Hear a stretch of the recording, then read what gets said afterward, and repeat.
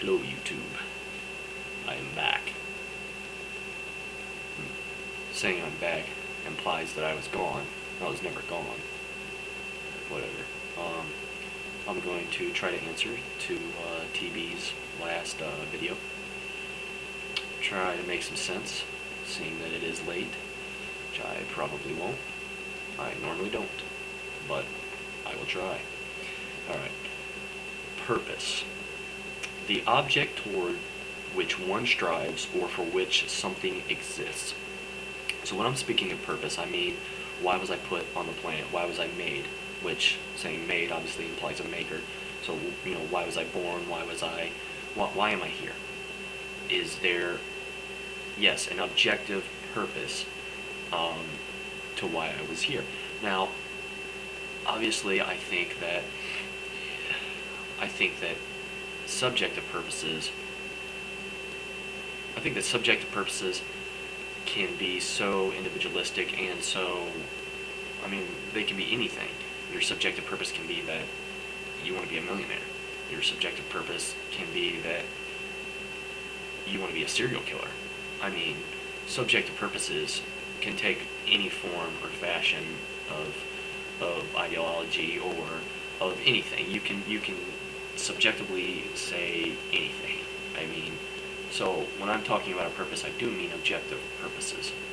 And the reason I would argue for objective purposes would be, yes, that God is perfect, and obviously we have to get around the fact that you don't believe in God. So that's one barricade that we have. So that barricade is, you know, right there. And we just kind of walk over that one. And what we do is we walk slowly, though, just hypothetically.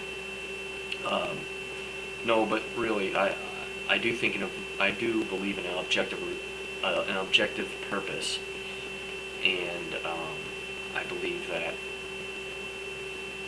you know, like you said, because God is perfect, okay? And then you say, what makes God perfect? What if he doesn't have a purpose? Does he have a purpose? Does he not have a purpose? And if he doesn't have a purpose, why doesn't our purposes mean something? Well, I would say that yes, God would be perfect, yes. What makes him perfect? Is it his own morality? Is he, morally perfect? I would say yes, he's morally perfect. But then you say, well, how is he morally perfect when he makes morals? I don't know how to answer that. I mean, I'll be completely honest with you, I don't know how to answer how are you morally perfect when you make the morals. That's a very hard question to answer, there's no doubt about it. So, in that way, I can't answer part of your question, but I'll try to answer the rest of it. So, when I was talking about, if you killed yourself, there would be no change. Now, I didn't mean, obviously, in a cause and effect sort of way, but I meant that if you adhered to a secular ideology, and it was worldwide, that everything was just secular. There was no purpose or meaning for life. So then once you take the purpose and meaning away from life, you take away, in my view, you take away a lot of other emotions also. Because if there is no purpose for life, and there is no God, then there should be no good and bad. There should be... So logically speaking, when I get into that, in fact, if I would have had a video editor, I would have taken that out. Unfortunately, I don't, so I have to just go with it. And if the video's halfway good, or like parts of it are good, I'll normally put it up anyway. So, but I just feel that if there is no reason for being on this planet, if it is all random chance, natural selection, anything of that nature, then anything that we contrive in our own mind, any subjective reality, any subjective consequence, any subjective reward, any subjective good or bad, should be simply that, subjective. It should not be objective. Nothing should be universal. Obviously, we have universal laws of science, but that's not what I'm speaking of. I'm speaking of, universal morality, universal things of that nature. you could say that it goes to cause and effect, but at the same time, even if effect has, okay, there's an equal effect to each cause, right? But it's not always bad. So say that tomorrow someone goes out and kills President Bush. Now, his family, his loved ones, the people who love him, they're all going to mourn him.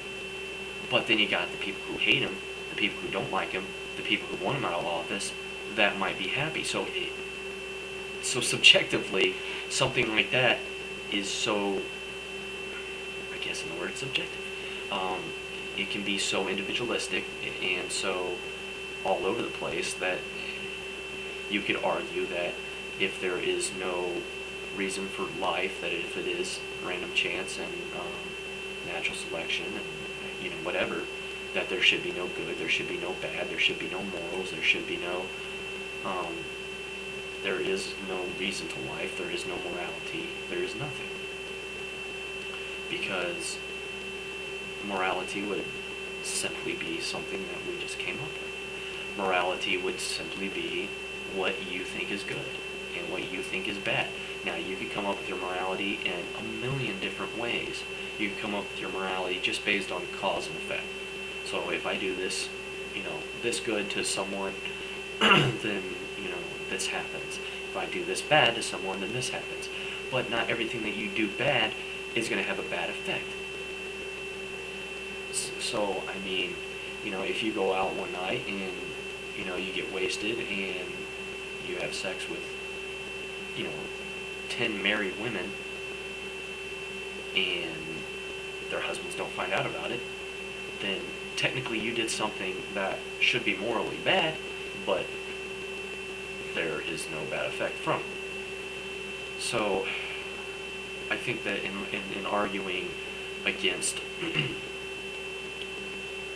objective and subjective purpose is, in my mind, kind of hard, because I don't understand the premise from where you're coming from. Because if you have a subjective meaning, that simply means that that's something that you derive in your own mind. When I'm talking about purpose, I'm talking about objective, where it's not of our own self, it exists outside of us. So what makes it less?